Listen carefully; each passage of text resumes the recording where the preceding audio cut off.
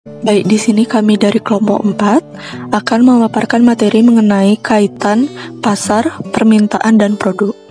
Sebelumnya, izinkan kami untuk memperkenalkan kelompok kami terlebih dahulu.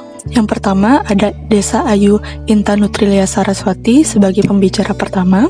Yang kedua ada I Gusti Agung Aris Laksmi sebagai pembicara kedua sekaligus moderator.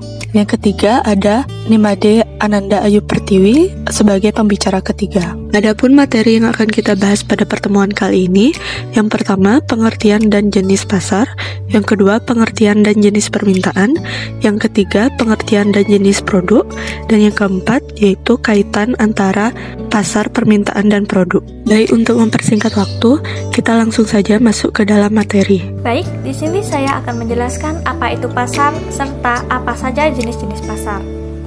Dimulai dari yang pertama, pasar. Pasar menurut kajian ilmu ekonomi adalah suatu tempat atau proses transaksi antara penjual dengan pembeli atau permintaan dengan penawaran dari suatu barang atau jasa tertentu, sehingga akhirnya dapat menentukan harga keseimbangan atau harga pasar dan jumlah yang diperdagangkan. Selanjutnya yaitu ada jenis-jenis pasar. Yang pertama ada jenis-jenis pasar menurut kegiatan. Ada pasar nyata, di mana jenis pasar ini memperjualbelikan berbagai jenis barang dan dapat dibeli oleh pembeli. Misalnya seperti pasar swalayan dan pasar tradisional.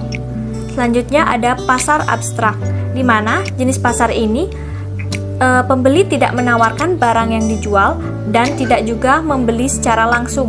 Misalnya pasar online, pasar modal, pasar valuta asing, dan pasar saham. Jenis pasar yang kedua yaitu jenis-jenis pasar menurut cara berinteraksi. Yang pertama ada pasar tradisional. Pasar yang bersifat tradisional di mana pembeli dan penjual dapat saling tawar-menawar secara langsung. Umumnya, barang yang diperjualbelikan di jenis pasar ini merupakan barang dari kebutuhan sehari-hari. Yang kedua ada pasar modern. Pasar yang bersifat modern ini ada berbagai macam barang yang dijual dengan harga yang tidak bisa ditawar dan pembeli melayani dirinya sendiri. Misalnya mall, plaza, minimarket, dan supermarket. Jenis-jenis pasar yang ketiga yaitu jenis-jenis pasar menurut waktunya. Yang pertama ada pasar harian. Jenis pasar ini biasanya melakukan jual beli setiap hari. Umumnya pasar harian menjual berbagai barang kebutuhan sehari-hari. Misalnya seperti pasar tradisional yang buka setiap hari. Yang kedua ada pasar mingguan. Jenis pasar ini melakukan jual beli seminggu sekali. Barang yang dijual juga sama dengan pasar harian. Contohnya pasar Kamis, pasar Minggu, pasar Senin, dan sebagainya. Yang ketiga ada pasar bulanan. Jenis pasar ini melakukan jual beli setiap bulan sekali. Umumnya, barang yang dijual berupa barang yang pernah dibeli lalu dijual kembali. Contohnya seperti pasar pameran batik, pasar batu akik, dan lain-lain.